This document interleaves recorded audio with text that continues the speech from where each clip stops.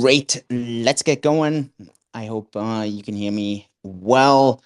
Happy third Cakeaversary to the entire company, obviously to all our users, the entire community, all our partners.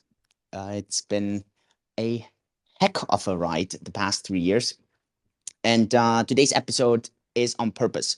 A bit later, because we had a news embargo until 8 p.m. Singapore time, with a couple of quite exciting news that I want to share here as well. Yeah, we weren't allowed to share them before 8 p.m. And so I didn't think of that. Obviously, I think of 60 things, but not when our Twitter space is supposed to be. And then our lead for PR, comms, branding, Letitia, reminded me this morning and said, "Hey, Julian, you can't do that Twitter space at 6:30 your normal time." So we do this on a weekly basis because if you do that, you're not going to be allowed to talk about all the exciting stuff that I know you want to be talking about. So I told Fabio, I said, "Hey, listen, we need to do that after 8 p.m. And since I'm putting my son to bed always at 8 p.m., and I wouldn't sacrifice that time with my son for the Twitter space, I told him, let's do it at 9 p.m. because at that point he's sleeping. And so that's why we're doing it at 9 p.m. today. So with that, I hope you're coming in. We're doing these on a weekly basis, as mentioned. Today, we are not talking about the markets. I know that the markets are up and down, and yeah, I know at the moment it's slightly down, so probably people are a bit more cautious. I'm sure if I'd asked them, I don't know, yesterday, people would have been a bit more optimistic because the market was up yesterday.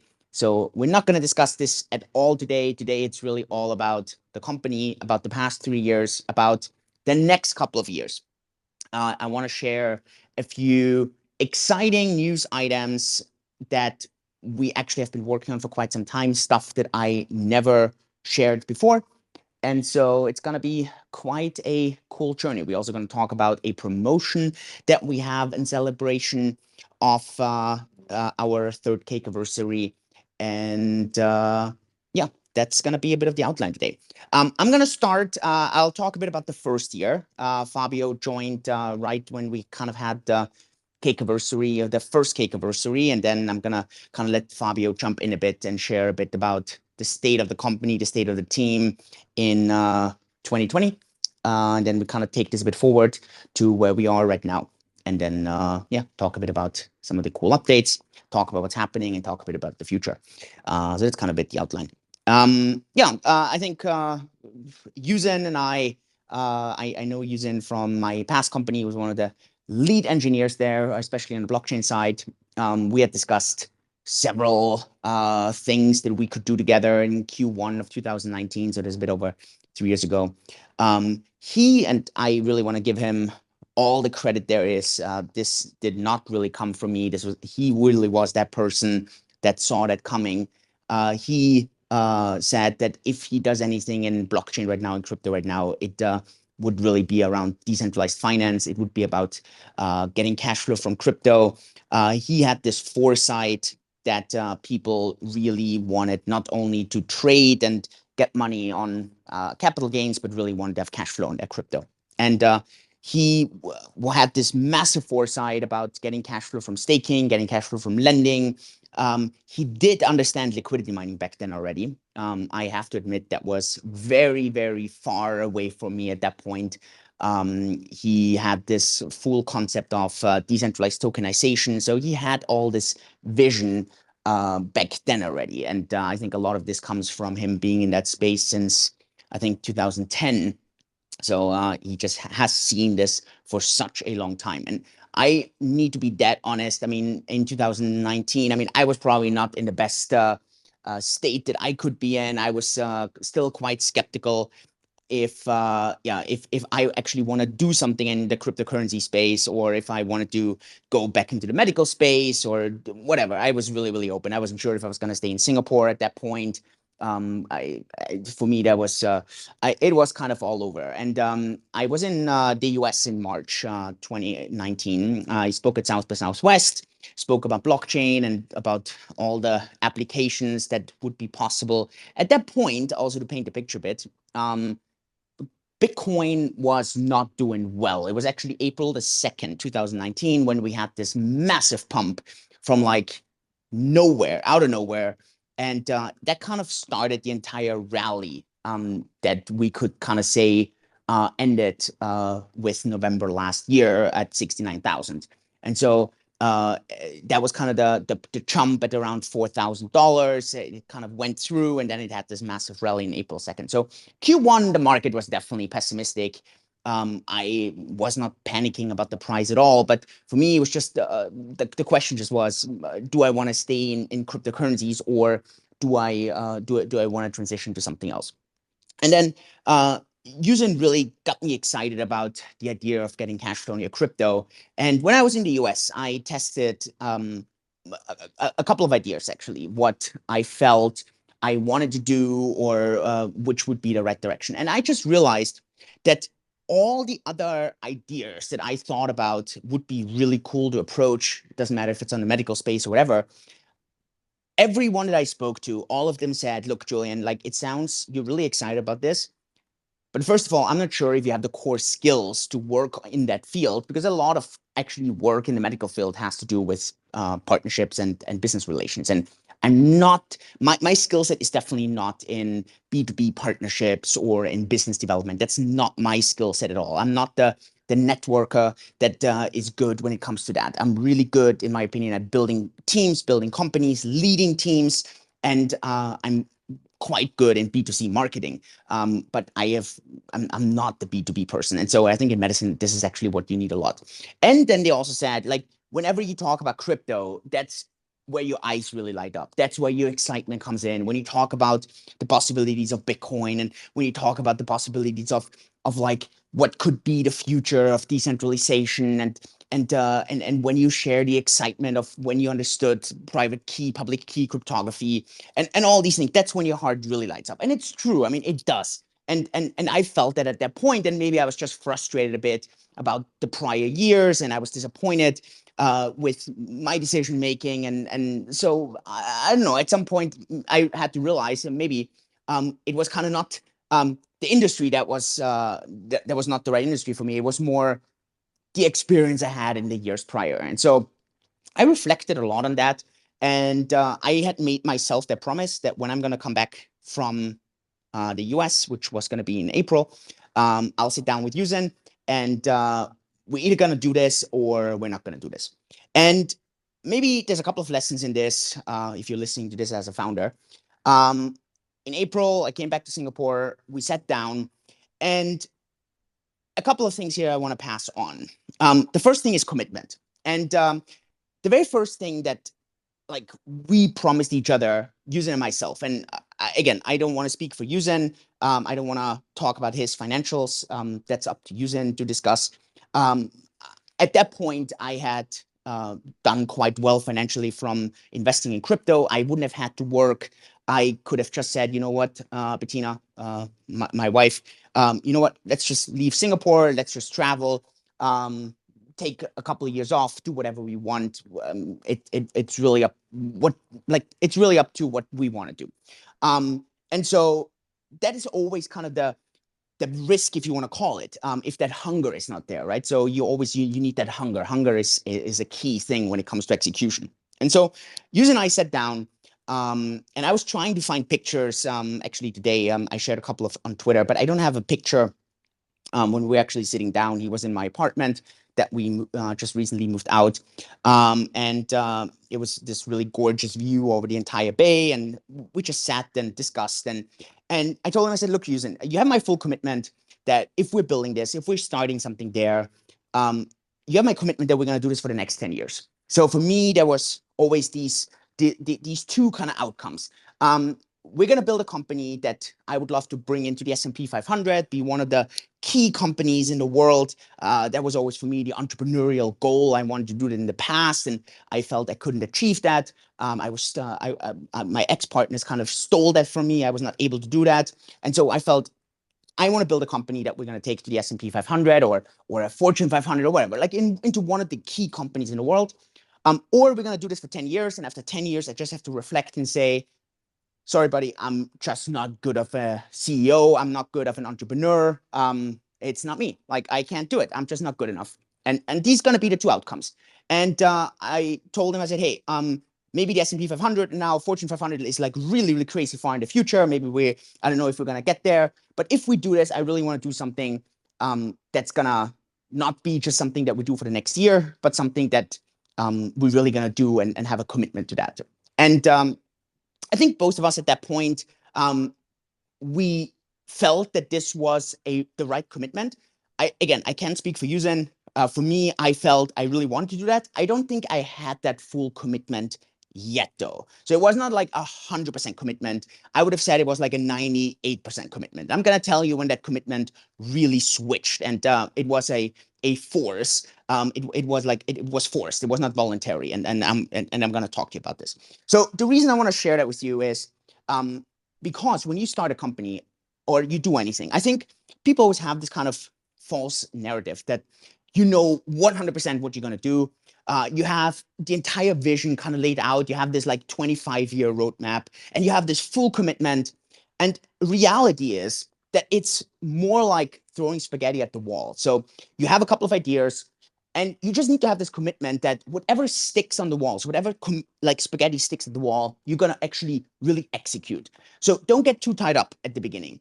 And the great thing was that u-zyn was just basically finishing his Bahamas project. So for those of you that don't know, he's the CTO of that project that basically built the sand dollar for the Bahamas, which is, to my knowledge, one of the very few CBDCs that are actually active and running aside of the CBDC in China. And so he was just finishing that project. And so he said, look, I'm totally interested in doing something together. I need to finish the Bahamas project. That's going to take about into Q3, I think, of 2019. And so by the time when we transition out, I can completely transition into whatever we're starting. Great. So for me, that commitment was there. His commitment was there. We felt the roadmap, like we didn't have to win this kind of race in the next year. We gave us enough time. We had the commitment there. And now obviously comes down, what are we going to build? And so at that point, he had me convinced that Cashflow was going to be that next big thing. Because at that point, I'd actually started investing aggressively into crypto. I had sold quite a lot of crypto end of 2017. And so I had started buying into crypto again end of 2018 and then beginning of 2019. And with that, obviously, I was sitting there, and it reminds me always of this, like you buy something, but it doesn't really produce anything. So for me, this was like super exciting to think, you know what? I have all this massive wealth in crypto. Wouldn't it be awesome if I could just get a couple of percent on this massive wealth? I wouldn't care at all anymore if prices would go up or down. I would just sit there and I could just basically get money from these assets. And if the prices go up, which I was convinced of, otherwise I wouldn't have bought that, then even better. But I would have some guarantee, basically, which would be that cash flow. And so that made so much sense. So the first service we looked at was staking. And that was when and I think that was, I don't know exactly when we had started with everything in detail. I would have said it was maybe end of May, beginning of June. I would have said something like that. u-zyn had kind of drawn up a couple of ideas. Back then, it was called Pool. Maybe you remember that for the very early users. And the reason it was just called Pool was because for the masternodes, you had to pool the funds together. And so it was easier to get those masternodes spun up. And the reason we started with staking was because it was, from a regulatory standpoint, it was just so easy to get started. We wouldn't have to automate a lot of things. A lot of things could actually be done manually, which was important. And yeah, and I had basically that kind of business operational kind of team. u-zyn had the design, the product, and the engineering team. He had a company that did a lot of blockchain consulting. And so he got the tech team in there. And I had a lot of the marketing and a lot of the ops side of things. And so that's how kind of this very early kind of group of, I would say, 5 to 10 people kind of got together.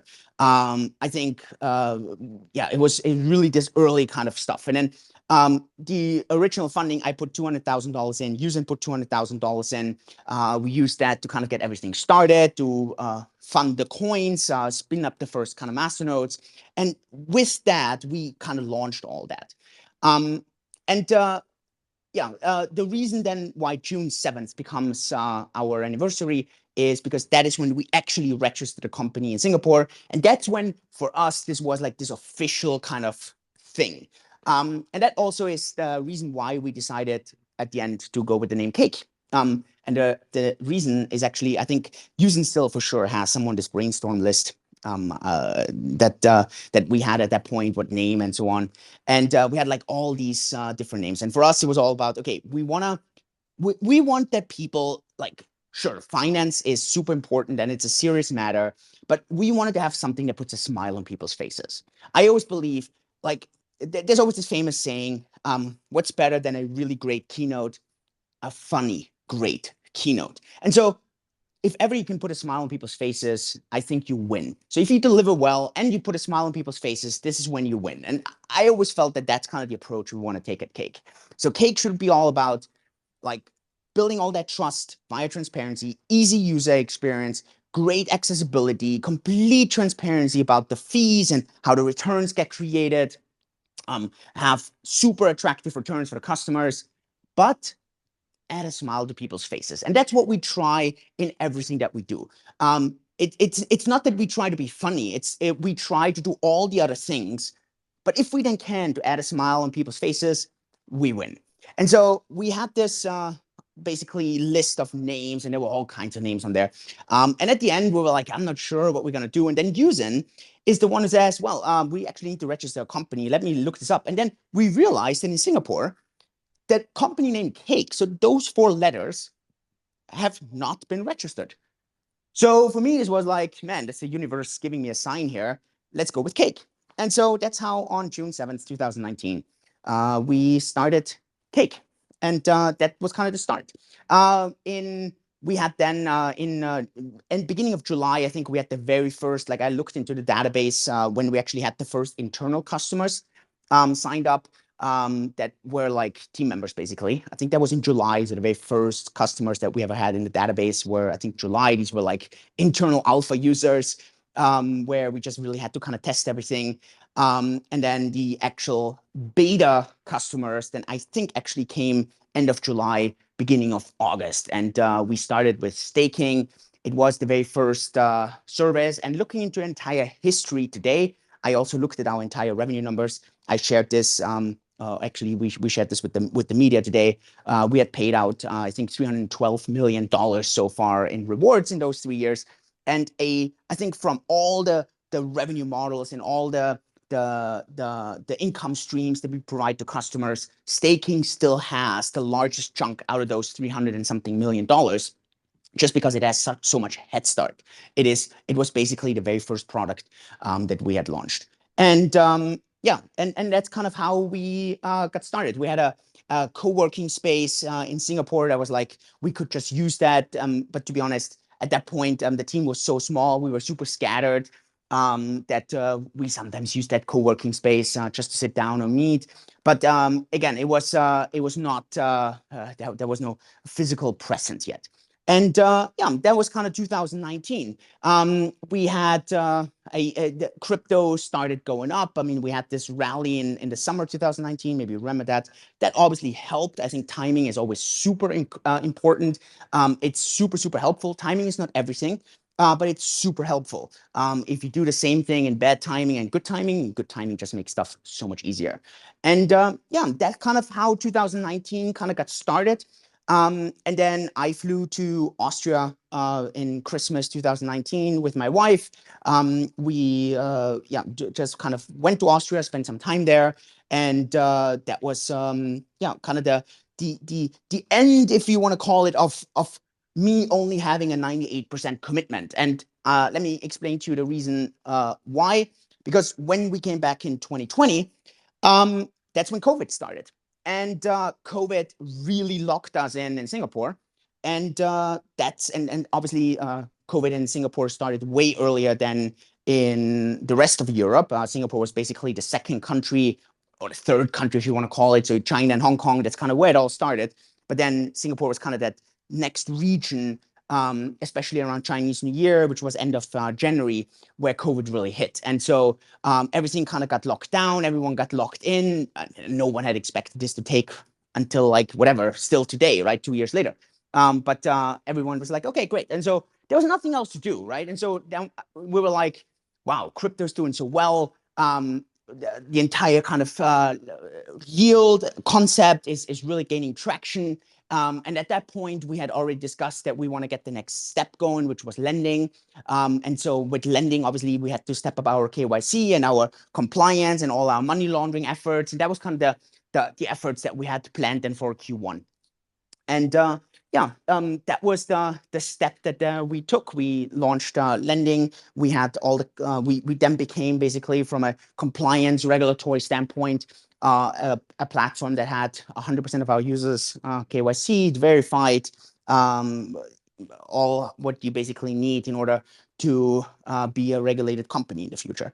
And we then added lending. We added Bitcoin, Ethereum later on, also stable coins. And with that, we had that extra income stream. And at that point, that income stream, I think at the moment, lending is the least profitable business as right now, if you just look at it right now, just because of supply and demand. And I mean, supply and demand is the demand is just super low right now. No one wants to either short, no one wants to go long, leverage long, because everyone's just scared. But back then, it was massively hyped, right? I mean, think about it. If you think back, COVID crash, March 12th, here in Asia, it was March 13th. So yeah, that was kind of the massive kind of crash. And afterwards, everyone kind of was just sitting in front of a computer and stuff started rallying. And so suddenly like yield would go up to 10, 15%. And so we suddenly had these really nice margins, super attractive. People just wanted to get yield on their crypto. And so with that, and that was kind of the last month. So I would say by that Cakeaversary, that very first Cakeaversary, I would say we still had a negative cash flow in that month. But from these months afterwards, I would have to look into the P&L exactly, but I'm sure I'm not so wrong on that. In the months afterwards, from July onwards or something, 2020 until today, we have had every single month now being cash flow positive. Yeah, that was also the time when we hit this cash flow positivity, where I then started building the team way more aggressively, because I could then see that if I start hiring people and people trust the company, they trust us, they trust the team, that I can actually take care of them and the family. And that's always an important part. I mean, I don't want people to trust me and then when crypto goes down, then I don't have the opportunity to actually take care of them.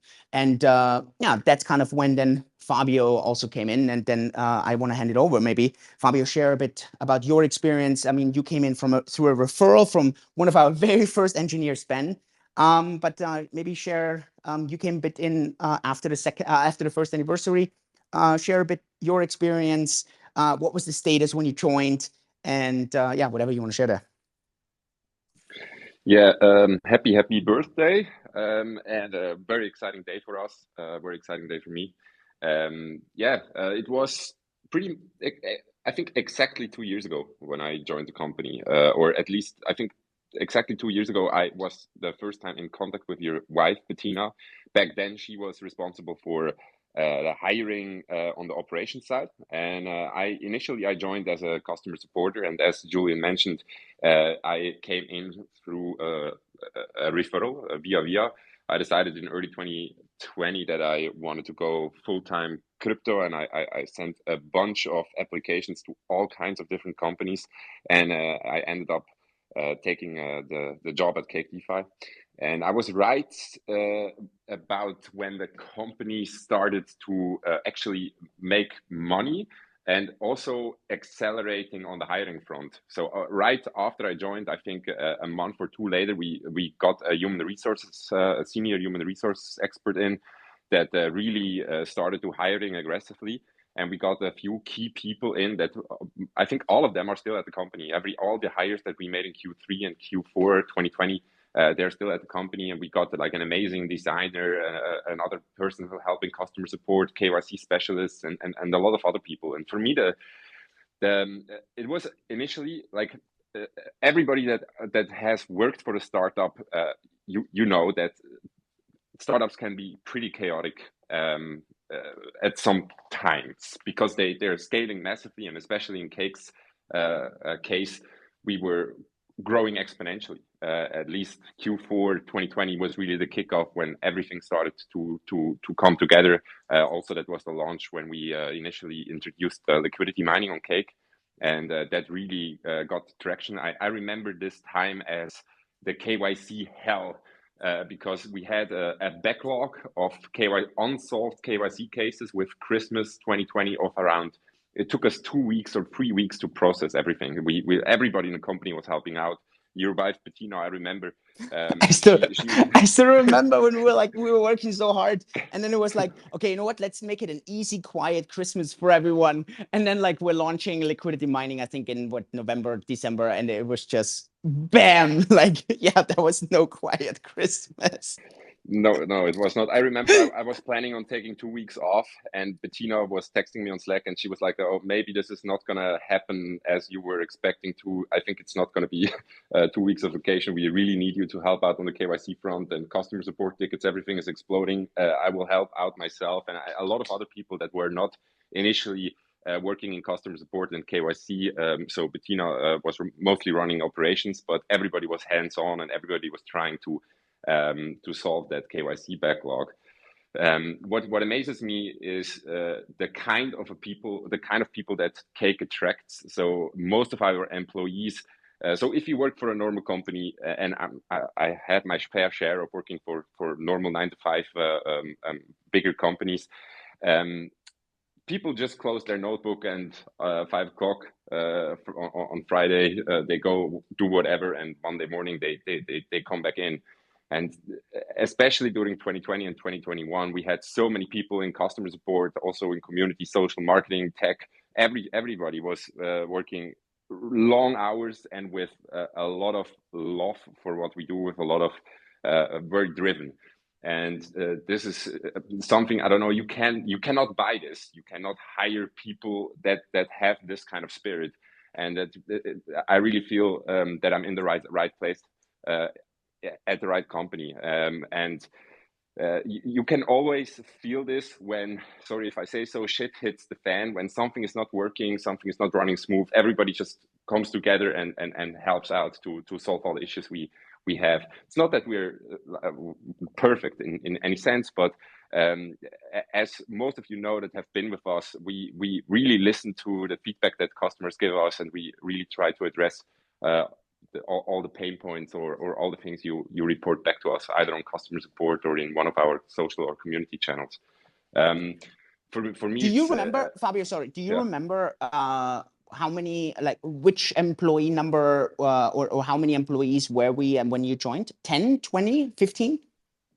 So my number, I can look this up in our human resources system. My number of join is 19, but I think we had a few people coming and or were in this system that were actually not an employee at the time when I joined. So we had, I think, people joining very early, leaving for a few months and then coming back. I think 1 or 2 on the tech side. So I was, I think, employee number 14. Yeah, and right now I think we had just 6 people starting on Monday. So I'm not actually sure how many we are. We had, like, over the course of 2022, we have every Monday we have 1 or 2 people joining the company. It's crazy. Like initially I was very familiar with everybody that worked at Cake. Yeah. But right now there is like maybe 20, maybe 30 people. I don't even know their names. It's okay, so I'm gonna tell you the most embarrassing story now. We are now 130 people. When I am at the office, I sometimes don't even know if someone actually works at the company.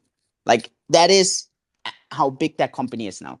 And it's embarrassing that I say this as the CEO, but I didn't talk to other team members. I asked u-zyn and whoever. I even talked to HR, and some of the HR, like, even like if I show them, is like, who is that again? They're like, I'm not sure. Let me look it up. And so we are at that size now where it's just like, yeah, we've really grown. So it's bonkers. Maybe just to give you an impression for the people that are listening in. So I shared parts of that I initially started out as a customer supporter. And when I came at the company, I was looking at all kinds of different things. I was reading all messages. I was following on the social channels and looking into the emails and everything.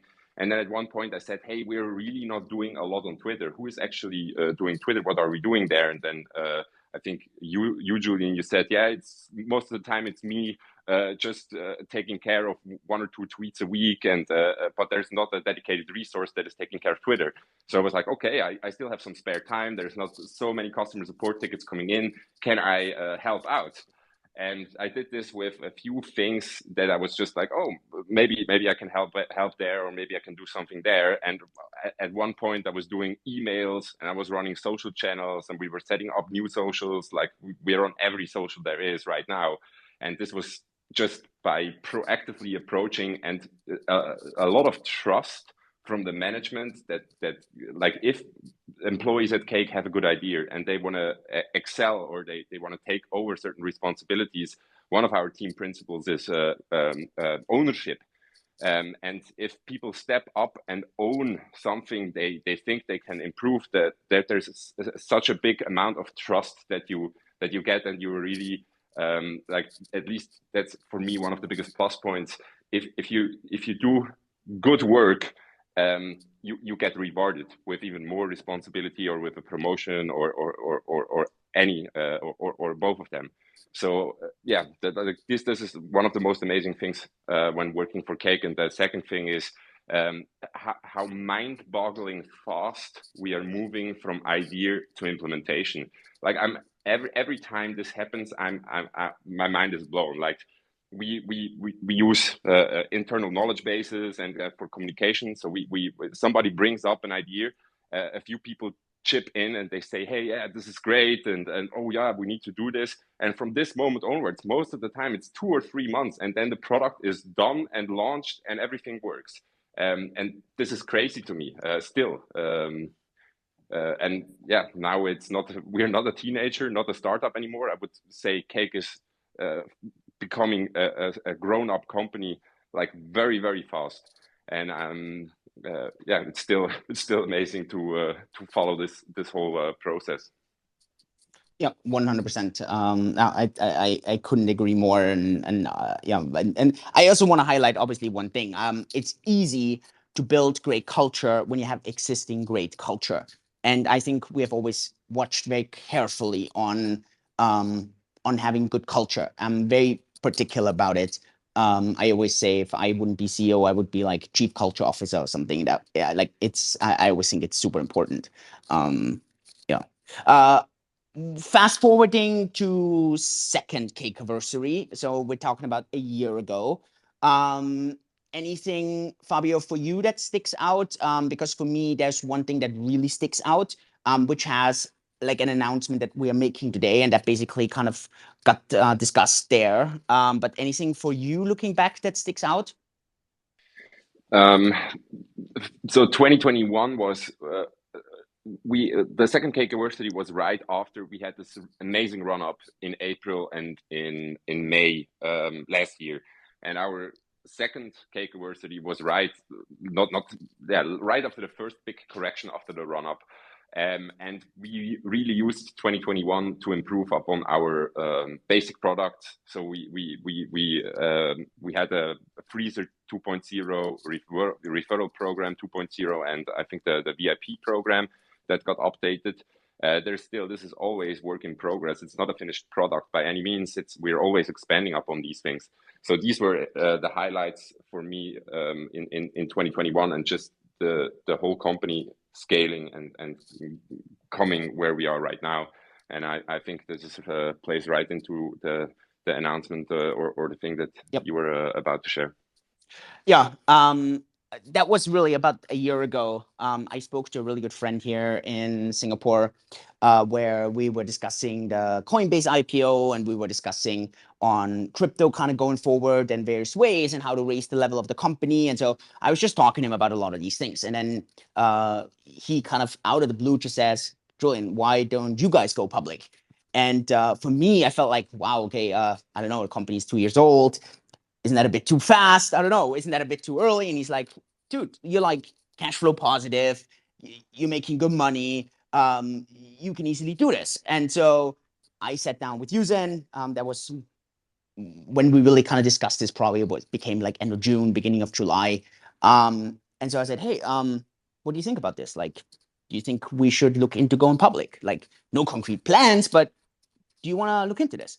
And we kind of thought this through, and we said, look, at the end, what we need to do as a company that delivers the most value is obviously we need to deliver more value to customers. If we deliver more value to customers, we automatically going to make more money, and we automatically going to be able to deliver more value to shareholders. But it always starts with the customer. And at the end, it was like, hey, this is definitely something we should look into. So I mean, even though, I mean, I invest a lot into public markets and I looked into various ways how to go public, but I mean, to be honest, I still think I'm probably pretty clueless about the entire process in specifics.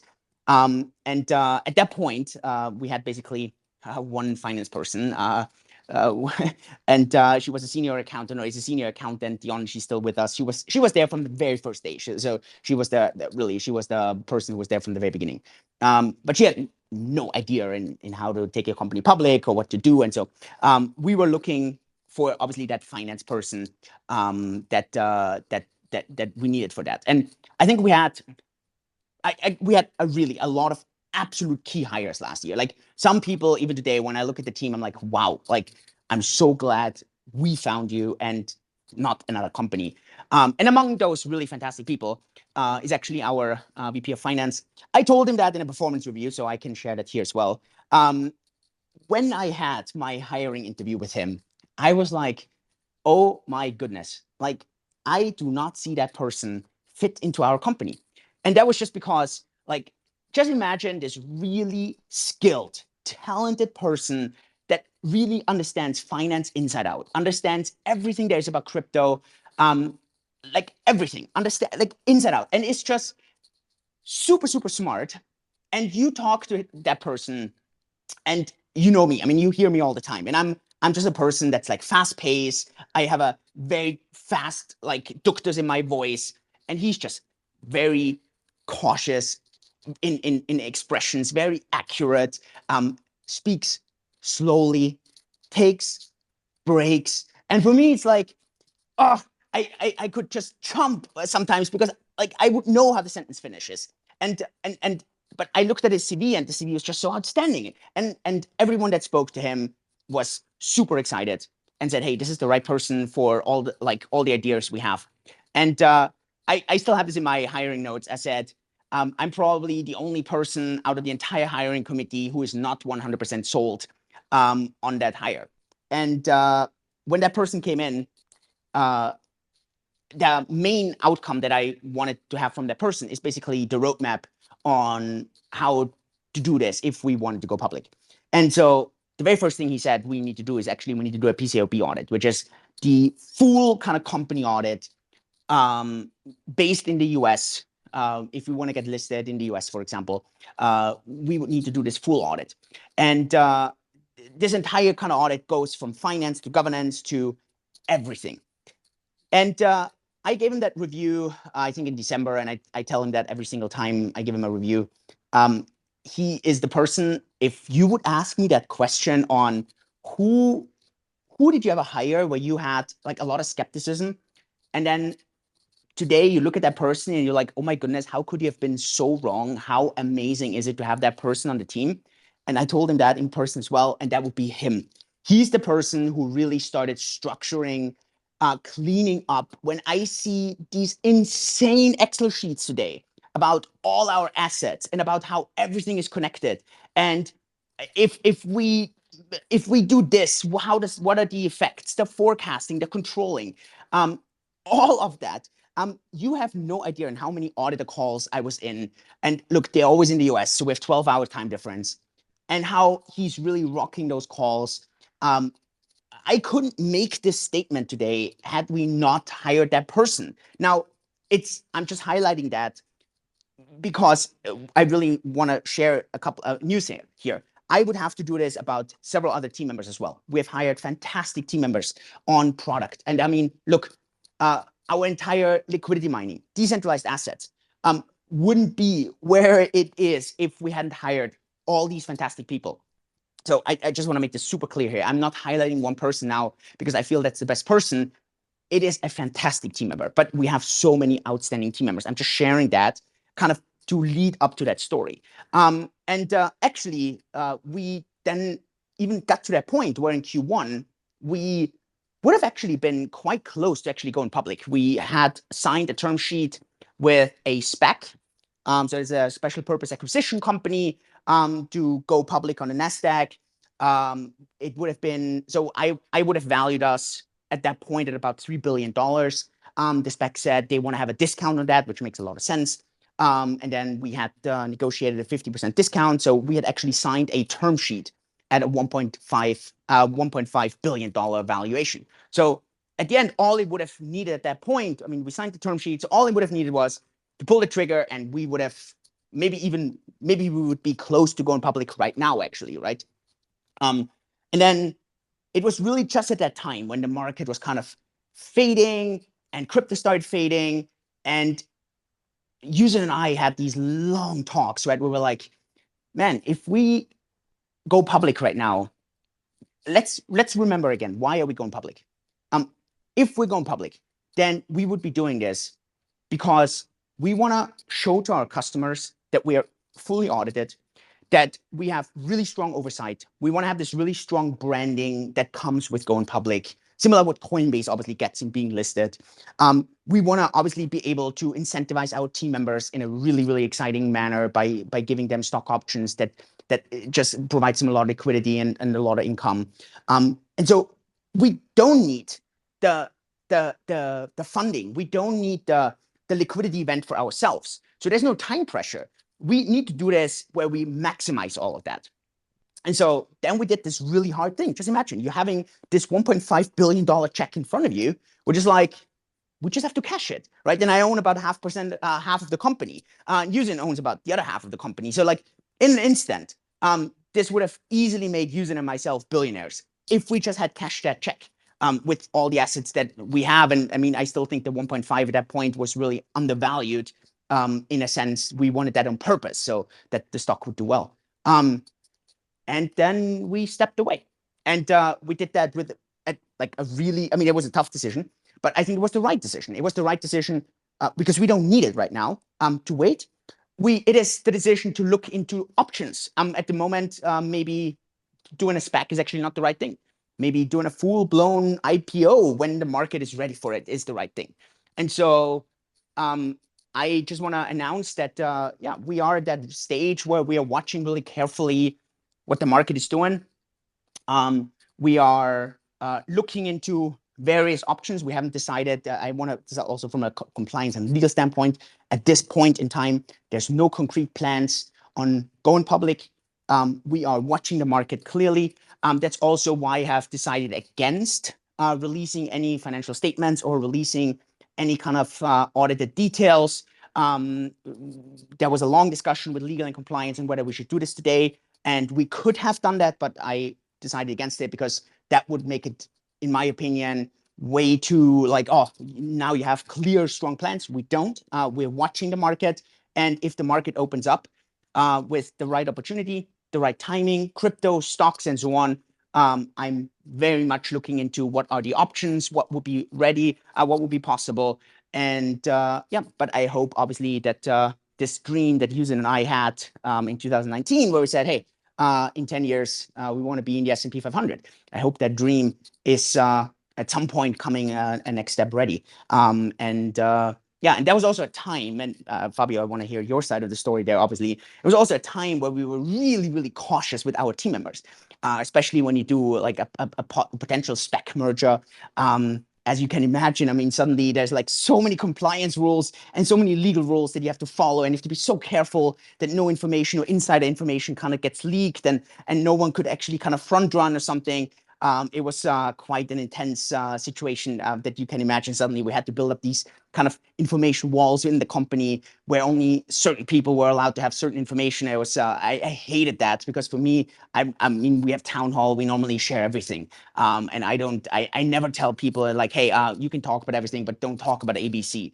Yeah, so that was just I mean, super exciting quarter in Q1, believe me. Something that I was never allowed to share publicly. It's the first time I kind of talk about it. And again, there's also details I'm not allowed to share publicly, even today. Yeah, and I just want to state for the record, to make this very clear, no concrete plans right now to go public. We are just looking into all the various options, and yeah, we want to be ready what the market is doing. Fabio, how did you experience yeah, the time? I think we first announced it internally end of last year, I would have said. I'm not sure actually. And then yeah, this entire kind of yeah, road. I don't know how you experienced that. Yeah, for the biggest challenge for me, it's always when we are in these Twitter spaces, or when I'm engaging with the community on social media or on Telegram. There's always this fine line to walk with. What exactly am I allowed to say? Because on one hand, we want to Yeah. be as transparent as possible with you guys, and I want to give you the information you deserve. And on the other side, it is always hard to know if something is confirmed, and even if something is confirmed, what am I allowed to say? What am I allowed to share? And especially if it comes to taking a company public, there is legal consequences for saying things that you should not say. For me, this means just I don't speak about these things. And in the Twitter spaces, I highly appreciate if Julian gives these kinds of updates. So I don't need to. But I still remember, that was so funny. We had this, I can't remember what this Twitter space was. It was this one Twitter space where it was like quite edgy on some of the confidential stuff. And then afterwards you were like, okay, Julian, let's never ever have such a Twitter space. This is so nerve-wracking, like to walk that super fine line. Do you remember that? I can't remember. I remember. I don't I remember can't the even exact remember. Yeah, topic, yeah. but I just I remember when we remember. spoke afterwards, you were like, okay, let's not kind of go there anymore, because that's just like so nerve-wracking. Yeah. It is the same when a lot of you guys ask us on Telegram or on socials about timelines. So one of the biggest things right now is the reward dashboard. Most of you, if you're a customer, you know what I'm talking about. We have this beautiful reward dashboard that shows you everything, and we kind of took that down because it crashed our database. It was just, we had so many new customers, and we are scaling. So we needed to take that down. We are going to bring it back, but the question I get all over social media and Telegram is, when is it finally coming back? And we kind of made some announcements, and I kind of said some things on Telegram that it's probably going to be then and then, and it wasn't. And it's so difficult to give tech timelines, because this morning as well, I was speaking to the head of product, and I asked, hey, how are we doing on the reward dashboard? Is there anything I can share with the community? What do you think is a good timeline? And so I hope, without without promising anything, but he's very comfortable that we are going to bring that back within this month. No promise, but this is one of the hardest things when it comes to timelines and to things when it comes to legal. For me, when it comes to taking the company public, I remember, I think it was December 2021 or so when this was mentioned the first time as an idea or something along that line. But I hope I can share this. Also, Julian was very cautious with internal communication. He said, hey, this is an idea, this is not a promise, and there is a lot that can happen along the way. And I really appreciate the transparency on that part, because there is a lot of companies that want to go public, and not all companies make it all the way there. And there's a lot that can happen along the way. And there, as Julian mentioned before, there is some bigger things out there that are out of our control. So all the things that are within our control, of course, we are doing the best to manage those. But there is, of course, the broader market that is strongly dependent on the monetary policy in the United States. There are other things that happen when it comes to regulation, and maybe as a we also have some news regarding regulations. Yep. I think. Yeah, let me just make one statement, then we jump to that regulation topic. I think that's also, for example, a good example, what I mentioned at the very beginning, timing, right? Of course, we could say, let's press this and let's go public right now. However, is it the right timing, right? And I think that is a key question for your own decision making.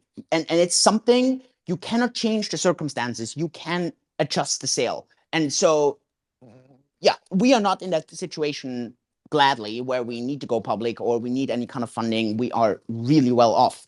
But I mentioned this. I mean, we have over 3 years in runway, even if crypto would crash another 80%. We have $100 million venture arm, which is basically our own funds. We have no need to go public and raise funds. Otherwise, we would have issues. This is really because we want to do this for our customers. We want to do this for the transparency. We want to do this for the external control, the audit. We want to have all of that as additional assurance. And look, I think there's different ways in the meantime to do that. So just want to mention that here. Yes, regulation. Obviously, if you haven't been sleeping under a rock, you have heard that I think in January, BaFin released that website notice that they are looking into whether our business needs to be regulated in Germany. There were a lot of influencers and a lot of news outlets who were jumping on this and kind of twisting and turning that BaFin story in a sense where BaFin is looking into the business and there's something shady going on at the company. Like really, that has zero to do. Otherwise, read that BaFin notice that, again, that I think 50 companies in the crypto space, or probably 100 companies that are not regulated in Germany, receive. And again, I also want to highlight this, we are a Singapore-based company. I'm still of the opinion that we don't need all these licenses around the world.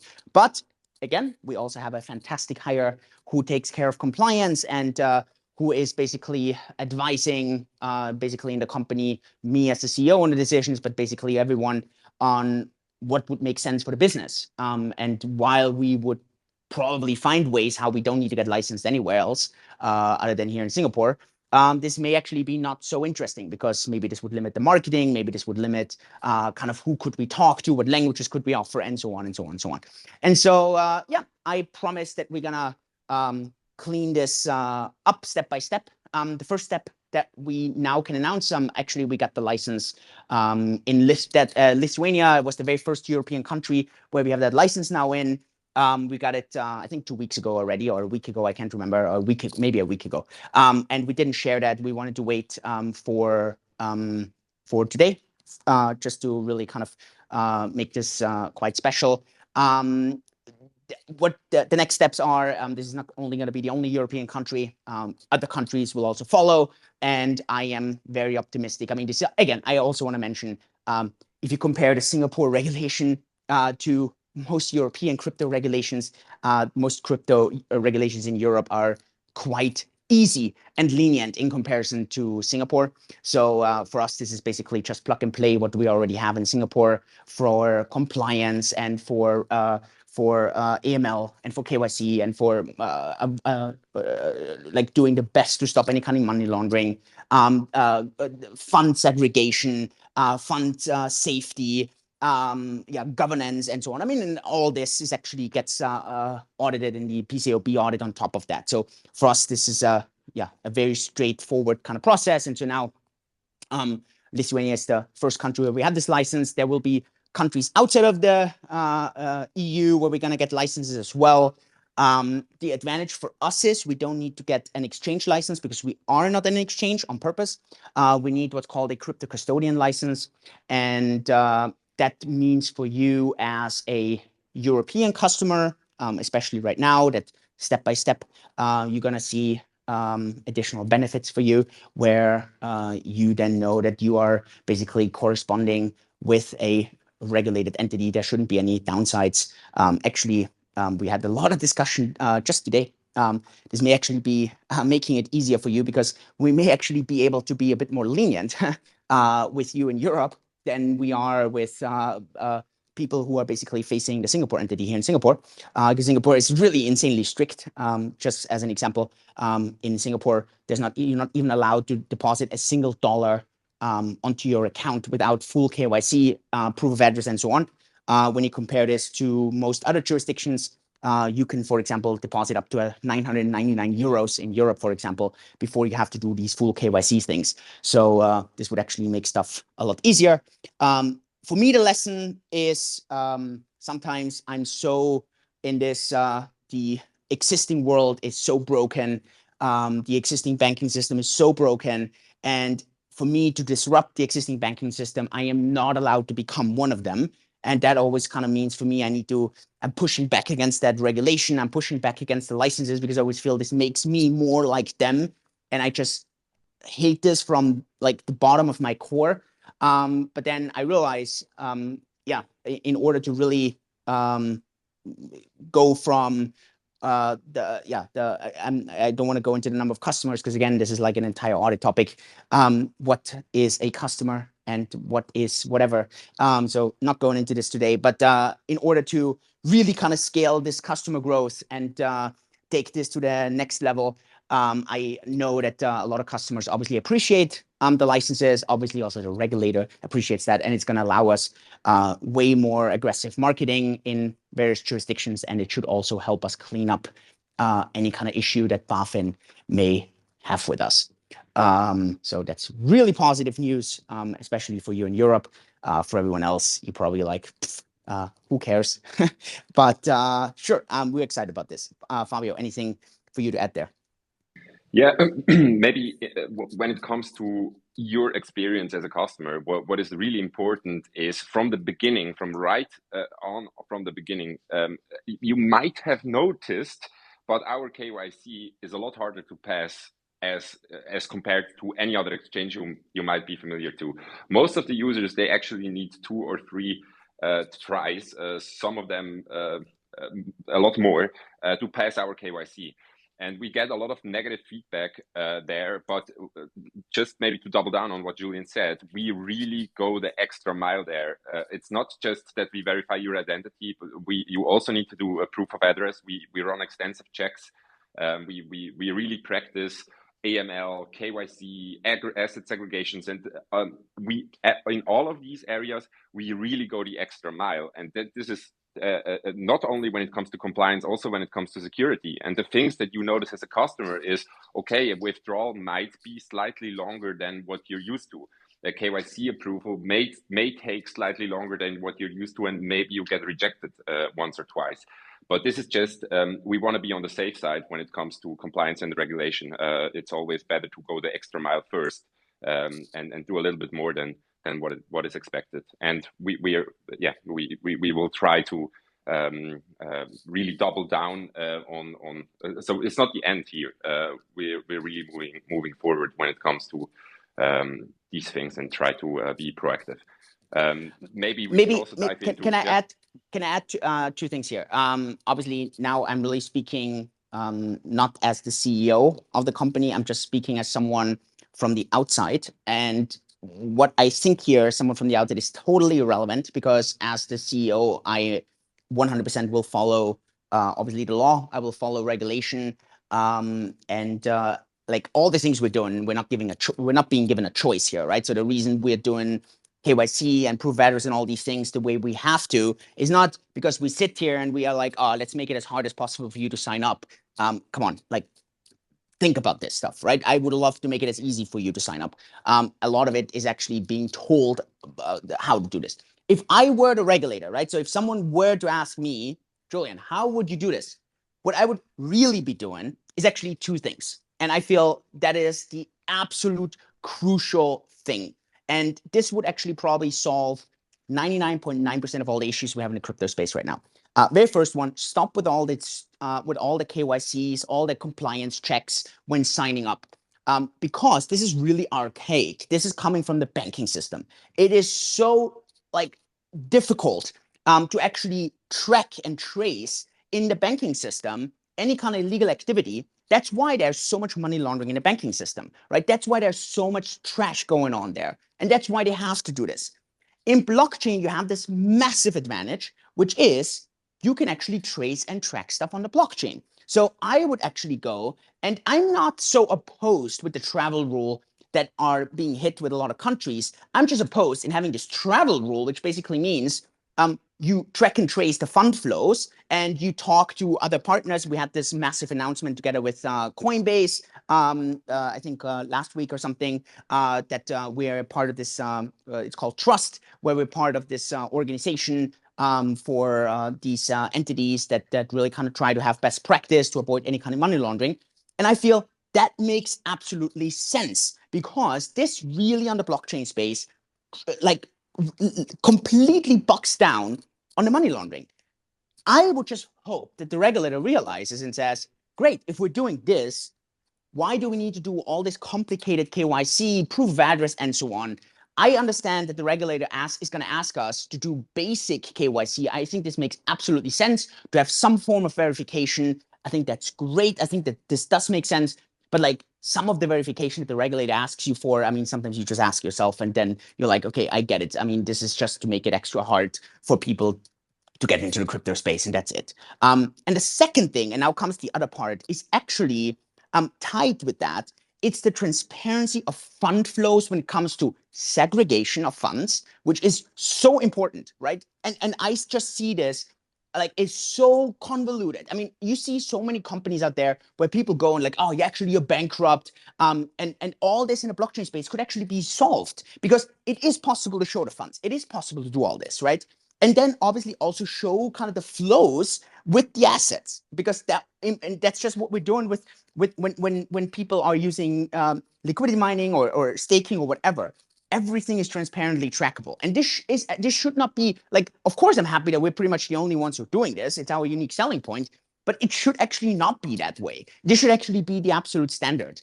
And so that is what I, as a regulator, would actually require companies to do. As an exchange, I don't know, once every quarter, you have to show proof of funds, whatever, right? So all these things, this would make so much more sense. This would make actually so much more sense for the customer. And everything else is just always, like at the end, it's always protecting the banking system. It's protecting the regulator, but it's actually not protecting the consumers. You know, my kind of favorite statement there. Whenever I hear someone is trying to protect you, yeah, always kind of run for the hills because that is such a shady statement. Whoever says that, right? It doesn't matter if it's coming from the Bitcoin industry or if it's coming from the banking industry. This is such a shady statement. Oh, the regulator is just trying to protect you. The banks are just trying to protect you. Yeah, I don't know. I run for the hills. If you really want to like have something, if the regulator would really do something good, they would force companies to show the segregation of funds and show that the assets exist. That would be a key thing. And yeah. Maybe before we go into the last part, the promotion, can you explain what asset segregation or fund segregation is for everybody that doesn't understand? So, I mean, there's several companies, especially right now with crypto crashing, right? There's another like lending company, Cashflow company that's really getting slaughtered in the news. And I think a lot of this really comes down to these companies not being able to show which are customer funds, do customers actually have their funds, and which are company funds, and how many funds does the company have? And that is where this entire issue comes from. So the segregation, so these funds don't get mingled, which also means that the company funds don't touch the customer funds. And there has to be some segregation in a sense where the customer is also protected and the company is protected. And all of that is yeah, it's just because the entire regulation comes from banking. And in banking, yeah, sure, you also have a segregation of funds, but you cannot prove the segregation of funds. In crypto, you could. Yeah, and I think that's the direction to go. That would be the requirement. And then this entire discussion about, oh, you don't have the funds anymore, oh, you're running a Ponzi scheme, oh, you're doing this would immediately die out and because it's completely transparently trackable. And yeah, and I think that's such a key kind of concept there. Yeah. Cool. That brings me to the last part, and Fabio, I'm gonna let you talk about that, which is obviously we have our third Cakeaversary, so number 3. So number 3 is gonna be in all of that in a promotion. There's 3 parts of the promotion, a lot of threes in that promotion. Fabio, I'll let you explain that promotion right now. And I tell you already, it's juicy. It's the juiciest promotion that we've ever done. It's absolutely exciting. Fabio. Yeah, I'm excited about this one, especially because if you're a long-term customer, you know we already ran a few of these freezer promotion, but this one is special because it's dedicated to 5-year and 10-year freezer, and it practically you freeze. There's no minimum amount, but there's a maximum. So it's I think the total cash back, let's just call it that, you can get is $333. And for the 5-year freezer, this is 5%, and for the 10-year freezer, this is 7.5%. How does it work? You take funds that you currently have in staking, and you freeze them for either 5 years or 10 years.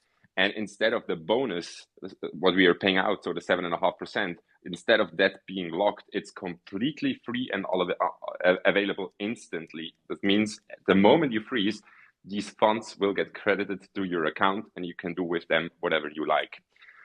So this is the first part of the promotion. It started today, so it's already active, and you can make use of that.